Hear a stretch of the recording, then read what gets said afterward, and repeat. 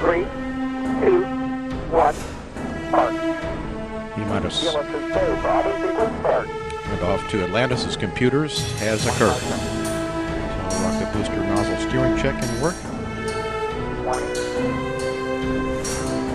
Firing chain is armed. Go for main engine start. T-minus 10, 9, 8, 7, 6, 5. All three engines up and burning. 2, 1, 0, and liftoff, the final liftoff of Atlantis. Shoulders of the space shuttle. America will continue the dream. Roger, roll, Atlantis. Houston now controlling the flight of Atlantis. The space shuttle spreads its wings one final time for the start of a sentimental journey into history. 24 seconds into the flight, roll program complete. Atlantis now heads down, wings level on the proper alignment for its 8.5-minute ride to orbit. 4.5 million pounds of hardware and humans taking aim on the International Space Station. 40 seconds into the flight, the three liquid fuel main engines throttling back to 72% of rated performance in the bucket, reducing stress on the shuttle as it goes transonic for the final time. Now revving up, standing by for the throttle up call.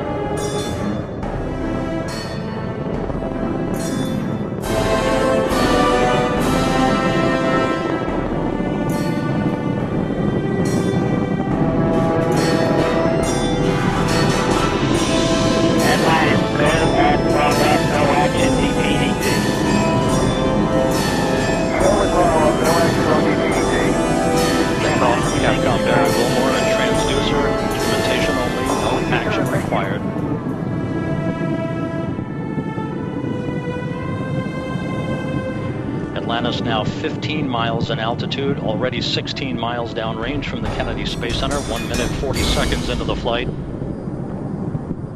Atlantis flexing its muscles one final time. Atlantis traveling almost 2,600 miles an hour, 21 miles in altitude, 24 miles downrange, standing by for solid rocket booster separation.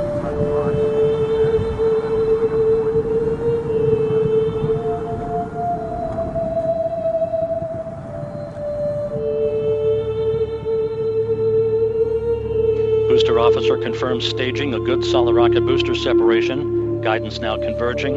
The main engine steering the shuttle on a pinpoint path to its preliminary orbit. 2 minutes, 20 seconds into the flight. Atlantis already traveling 3,200 miles an hour, 35 miles in altitude, 50 miles downrange. The propulsion officer reports the orbital maneuvering system engines have ignited. Atlantis kicking on its afterburners for 1 minute, 23 seconds for the final phase of powered flight. Atlantis, 2-engine foul. 2-engine foul. A call from Capcom. Pain day, so in the event of contingency, you're in plane plus 230 on the ecal page. No comm VIs when you're ready to copy. Okay, in plane plus 230, go ahead. Press to ATO, 10.8. Press to MECO, 14.7. Press ATO 10.8, press to MECO 14.7. That's a good read back, Atlantis. Because of the slightly late launch time, Capcom Barry Wilmore reading up to pilot Doug Hurley the updated abort boundaries for Atlantis, which is flying on the singular power of its three liquid fuel main engines, draining a half a ton of fuel per second from the shuttle's large fuel tank. 3.5 minutes into the flight, Atlantis traveling 4,200 miles an hour, 54 miles in altitude, already 120 miles downrange from the Kennedy Space Center. 3 good main engines, 3 good auxiliary power units, 3 good fuel cells for Atlantis.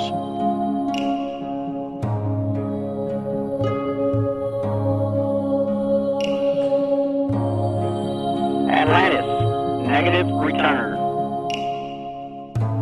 Negative return. That call from Capcom Barry Wilmore indicating that we're too high in altitude, too far downrange to return to the launch site in the event of an engine failure. However, Atlantis' 3 engines performing perfectly. 4 minutes, 20 seconds into the flight.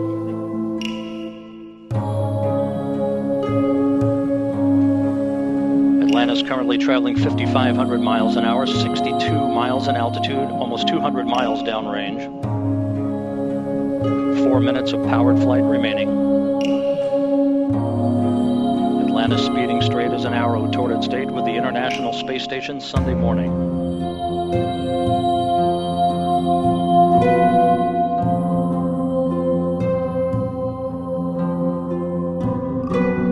Coming up on the 5-minute mark. Atlantis now traveling 6,500 miles an hour, 66 miles in altitude, 250 miles downrange. Atlantis, press to ATO. Press ATO.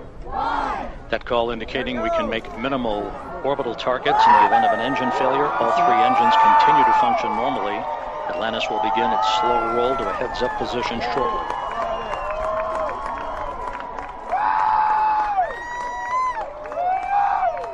Five and a half minutes into the flight. Atlantis traveling 7,700 miles an hour, 315 miles downrange.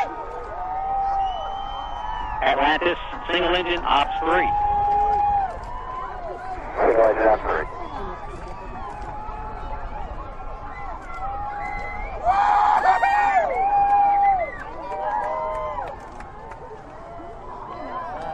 And the guidance officer here in Mission Control confirms that the computers are commanding the main engines to swivel. Zaragoza, 104. Single engine, Zaragoza, 104. We've rolled to a heads-up position now, providing better communications to the tracking and data relay satellite system as Atlantis heads uphill. 6 minutes, 20 seconds into the flight.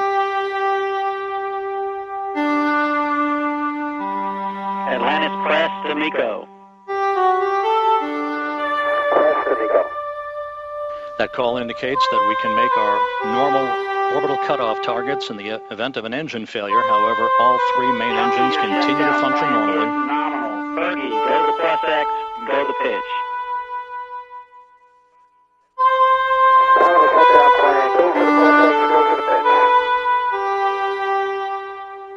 That call indicating that we will be in good shape for the orientation of Atlantis for external tank photography following main engine cutoff. Now 7 minutes into the flight.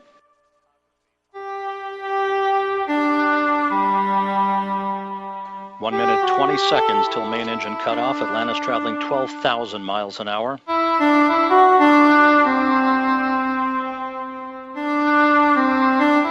Engines will soon be throttling down once again to limit the stress on the shuttle and its 4 crew members to that of 3 times the effective gravity. Atlantis currently traveling at a speed of more than 4 miles a second. 1 minute of powered flight remaining for Atlantis.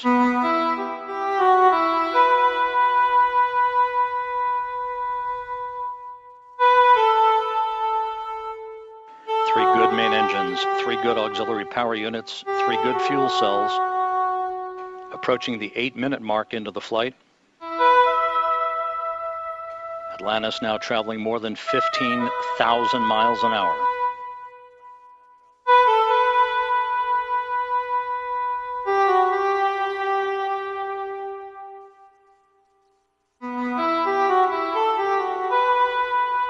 Eight minutes, 15 seconds into the flight, standing by for main engine cutoff.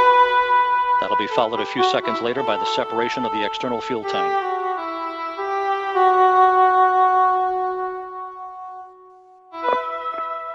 Booster officer confirms main engine cutoff.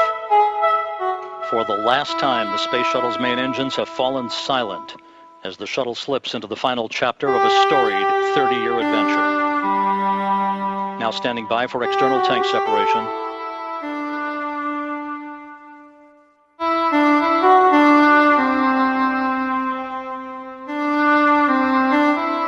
Atlantis off the tank.